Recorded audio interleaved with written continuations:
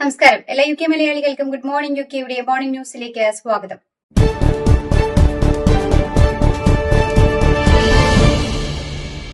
Ukraine president Vladimir Zelensky ഇന്ന് ലണ്ടനിൽ European നേതാക്കളുമായി കൂടിക്കാഴ്ച നടത്തും.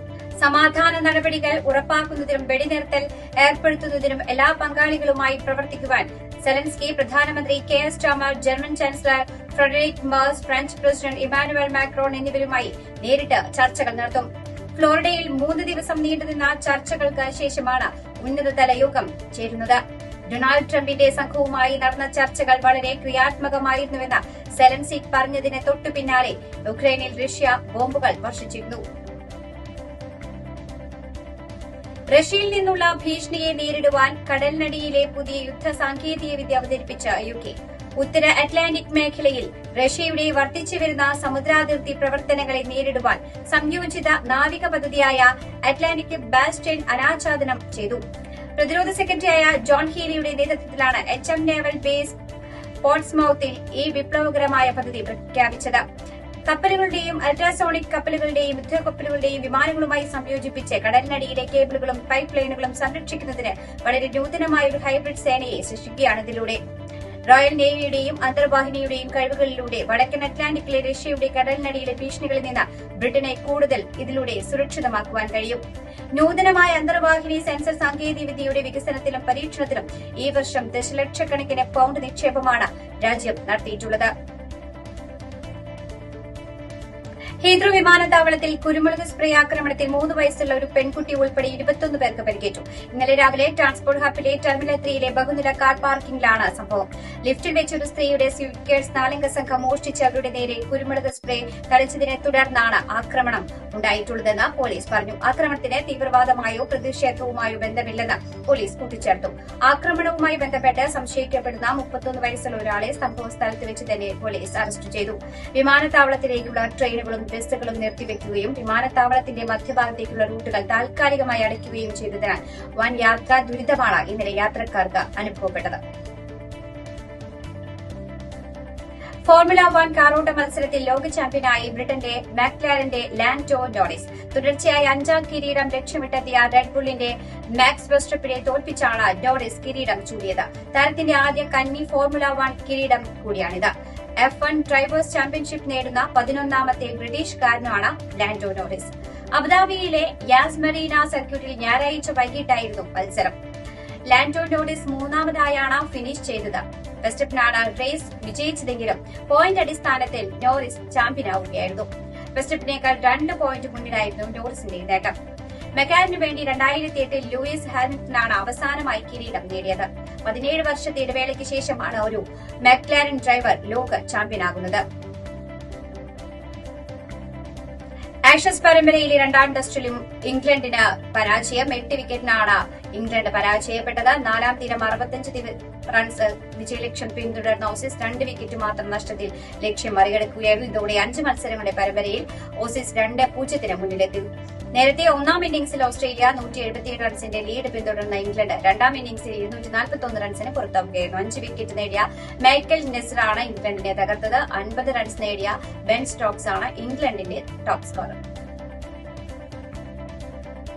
നടിയെ ആക്രമിച്ച കേസിൽ 1 മുതൽ 6 വരെയുള്ള പ്രതികൾ കുറ്റക്കാരാണെന്ന് വിചാരണ കോടതി.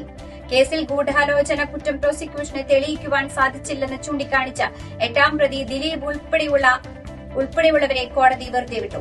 1 മുതൽ 6 വരെയുള്ള പ്രതികൾക്കെതിരെ ചുമത്തിയ മുഴുവൻ കുറ്റങ്ങളും നിലനിൽക്കുമെന്ന് കോടതി വ്യക്തമാക്കി. ഇവരുടെ ശിക്ഷാവിധി സംബന്ധിച്ച വാദം ഡിസംബർ 12-ന് ആരംഭിക്കും. അതേസമയം 7 മുതൽ 10 വരെയുള്ള പ്രതികളെയാണ് വെറുതെ വിട്ടത്. സംഭവം നടന്ന് 8 വർഷത്തിന് ശേഷമാണ് വിചാരണ കോടതി കേസിൽ വിധി പറഞ്ഞത്. നടൻ ദിലീപ് ഉൾപ്പെടെ 10 പ്രതികളാണ് കേസിൽ ഉൾപ്പെട്ടിരുന്നത്.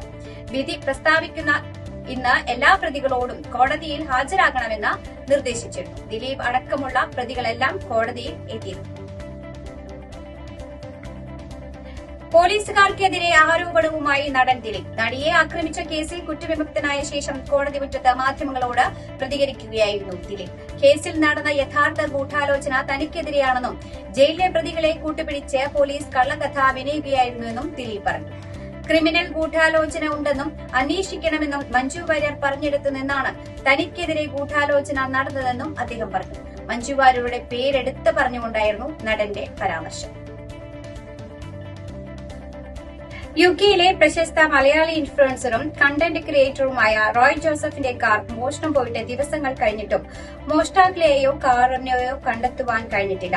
കഴിഞ്ഞ കുറച്ച് ദിവസങ്ങൾക്ക് മുമ്പാണ് റോയുടെ കാർ മോഷണം പോയ വിവരം സോഷ്യൽ മീഡിയ വഴി അദ്ദേഹം പങ്കുവച്ചത്. സംഭവം സോഷ്യൽ മീഡിയയിലും മലയാളി സമൂഹത്തിലും വലിയ ചർച്ചയുമായി. സോഷ്യൽ മീഡിയയിൽ റോയ്ക്ക് പിന്തുണയുമായി നിരവധി മലയാളികളാണ് രംഗത്തെത്തിയിട്ടുള്ളത്. മലങ്കര സുറിയാനി കാത്തോലിക്ക സഭയുടെ യൂറോപ്പിനായുള്ള അപ്പോസ്തോലിക് വിസിറ്റേറ്റഡ് അഭിവന്യ ഡോക്ടർ കുര്യാക്കോസ് മാർ ഒസ്താത്തിയോസ് എപ്പിസ്കോപ്പാസ് സ്ഥാനമേറ്റു. യുകെയിലെ പ്രാദേശിക സമയം രാവിലെ 10 മണിക്ക് മേജർ ആർച്ച് ബിഷപ്പ് കർദിനാൾ മാർ ബസേലിയോസ് ക്ലീമോസ് കാത്തോലിക്ക പാവ പതാക ഉയർത്തി ചടങ്ങുകൾക്ക് തുടക്കം കുറിച്ചു. യുകെയിലെ ലെസ്റ്ററിലുള്ള മാർ ഇവാനിയോസ് നഗറിലായിരുന്നു ചടങ്ങുകൾ. രാവിലെ നടന്ന കുർബാനയ്ക്ക് മേജർ ആർച്ച് ബിഷപ്പ് കർദിനാൾ മാർ ബസേലിയോസ് ക്ലീമോസ് കാത്തോലിക്ക പാവ മുഖ്യ കാർമ്മികത്വം വഹിച്ചു. സഭയിലെ മെത്രാപോലിത്തന്മാരും Austria, Germany, Italy, Switzerland, Ireland എന്നീ യൂറോപ്യൻ രാജ്യങ്ങളിലെ സീറോ മലങ്കര കാത്തോലിക്ക സഭ കോർഡിനേറ്റർമാരും യുകെ റീജിയന്റെ മുൻ കോർഡിനേറ്റർമാരും സഹകാർമ്മികരായി. ജനറൽ പ്രൊവിഡന്റ് ഫണ്ടിൽ മാതാപിതാക്കളെ നോമിനിയാക്കിയത് ജീവനക്കാരൻ വിവാഹിതനാക്കുന്നതോടെ അസാധുവാകുമെന്ന് സുപ്രീംകോടതി. ഡിഫൻസ് അക്കൌണ്ട്സ് വകുപ്പ് ജീവനക്കാരൻ മരിച്ചപ്പോൾ പിഎഫിലെ തുക ഭാര്യയ്ക്കും അമ്മയ്ക്കും തുല്യമായി വീതിച്ചു നൽകുവാൻ ഉത്തരവിട്ട സുപ്രീംകോടതിയുടെ നിരീക്ഷണമാണിത്. വിജയുടെ തമിഴക വെട്ടുകഴകത്തിന്റെ ഏറോഡ് നടത്തുവാൻ നിശ്ചയിച്ച റാലിക്ക് പോലീസ് അനുമതി നിഷേധിച്ചു. ഡിസംബർ 16 ഏറോഡ് നടത്തുവാൻ നിശ്ചയിച്ച റാലിക്കാണ് പോലീസ് അനുമതി നിഷേധിച്ചത്. ഈറോഡ് പെരുന്തുറൈ റോഡിലെ ഗ്രൌണ്ടിൽ റാലി നടത്താനായിരുന്നു പാർട്ടി അനുമതി തേടിയത്. എന്നാൽ സ്ഥലം സന്ദർശിച്ചതിന് പിന്നാലെ പോലീസ് സൂപ്രണ്ട് എ സുജാത അനുമതി നൽകാനാവില്ലെന്ന് അറിയിക്കുകയായിരുന്നു. 70,000 പേരെ പ്രതീക്ഷിക്കുന്നതായാണ് ടിവിക്ക് അറിയിച്ചത്. വൻ ജനക്കൂട്ടമുണ്ടാകുന്നതും വാഹനങ്ങൾ പാർക്ക് ചെയ്യുവാൻ മതിയായ സ്ഥലമില്ലാത്തതും പരിഗണിച്ചാണ് അനുമതി നിഷേധിച്ചത്. ഇതോടുകൂടി വാർത്താ ബുള്ളറ്റിൻ ഇവിടെ അവസാനിക്കുകയാണ്. എല്ലാ പ്രേക്ഷകർക്കും നല്ലൊരു ദിനം ആശംസിക്കുന്നു. കൂടുതൽ വാർത്തകളുമായി നാളെ കണ്ടുമുട്ടാം. എല്ലാവർക്കും നന്ദി, നമസ്കാരം.